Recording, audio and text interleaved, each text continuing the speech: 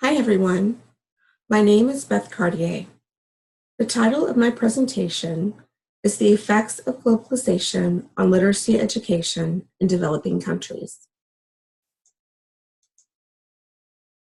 Today you will learn what is literacy, how do you become literate, how does globalization affect literacy education, and finally, how do we increase the rates of literacy in developing countries?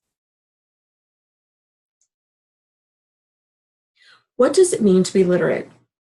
For most, the first thing that comes to mind is the ability to read and write. However, in today's current global society, literacy also means being information literate and digital literate, which is the ability to identify, locate, evaluate, and effectively use information. By developing these skills, a person can better understand ideas, make decisions, and solve problems. These skills allows one to become a global citizen and lifelong learner. Did you know globally there's a 9% increase in hourly earnings for one extra year of schooling? And simply increasing schooling by 2 years for adults would decrease the amount of people living in poverty by 60 million. How does one become literate? You become literate by obtaining an education, by having access to information, and by having access to technology. Obtaining an education in the 21st century has become more accessible than ever before. Many believe that with the development of the internet, information and community technologies, ICTs, and continued advancements of technology, that now anyone has the ability to obtain an education. However, this is not always the case, especially for those of developing countries. Although projects have been developed to increase accessibility to the internet and ICTs, the percentage of literacy rates are still low in developing countries. For example, Southern Asia is home to almost half of the global illiterate population at 49%. In addition, 27% of all illiterate adults live in the sub-Saharan Africa, and 10% in East and Southeast Asia.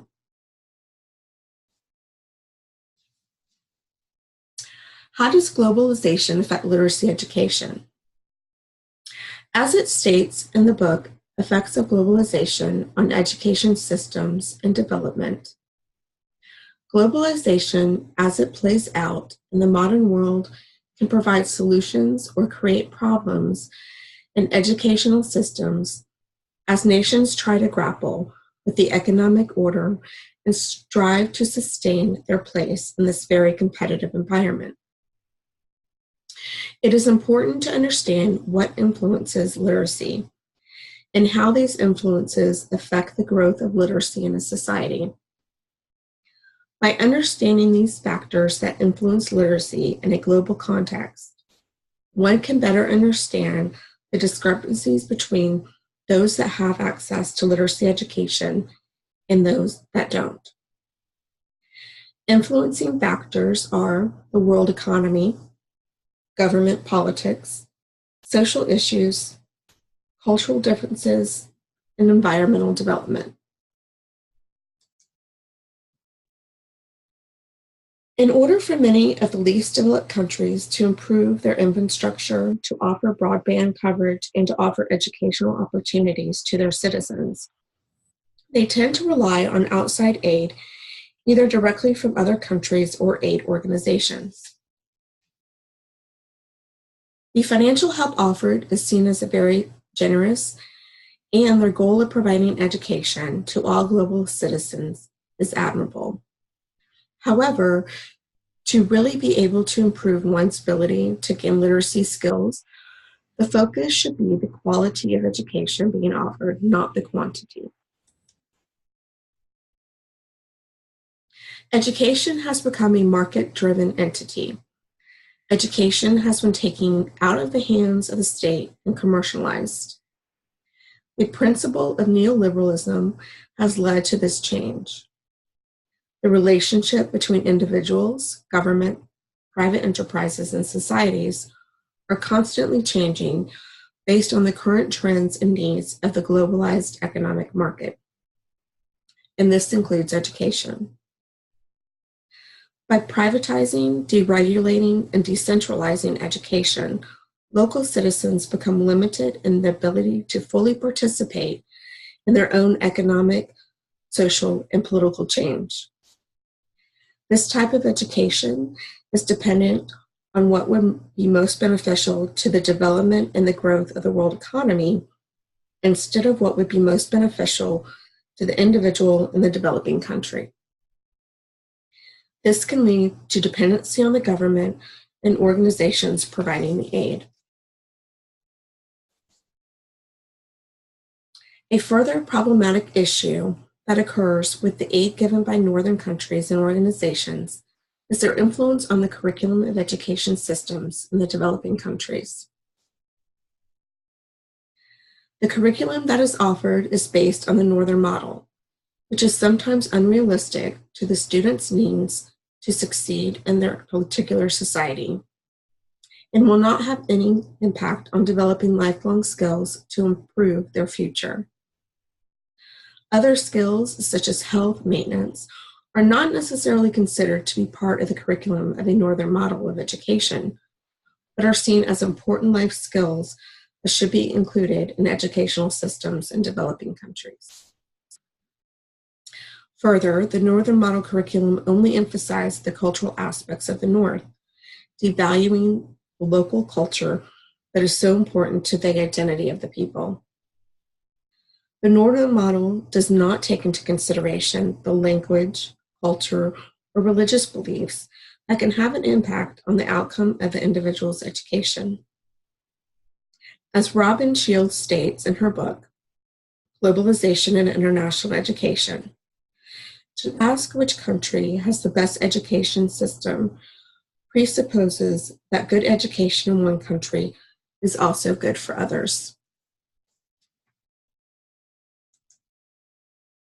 In order to use the aid given to developing countries for education that would increase the literacy rates, the type of education system that should be implemented in a developing country is one that is not only defined by its correlation to economic growth, such as developing information and digital literacy skills, but should be measured by the freedoms, opportunities, and rights of the individual. This includes respecting the cultures, religion, and languages of the country. Further, educational aid should be autonomous. Donors should help empower and collaborate with the country who is receiving their aid instead of trying to take over. Although one can argue that education is associated with economic benefits, free market economy, and international competition, allowing a country to develop their own educational system allows them to value their own education and will further empower them to continue and grow their educational goals.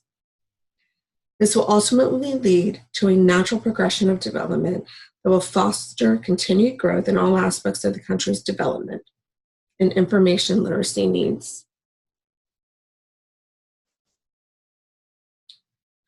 Today we have learned what literacy is, how does one become literate, how does globalization affect literacy education, and how literacy rates in developing countries can be increased. The idea of teaching the skills of reading and writing, let alone information and digital literacy, seems to be a simple concept, but in fact it is very complicated.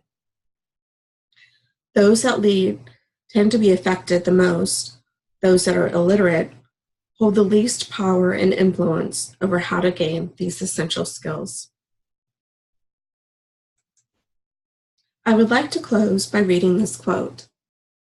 "Education is a human right, a powerful driver of development and one of the strongest instruments for reducing poverty and improving health, gender equality, peace, and stability.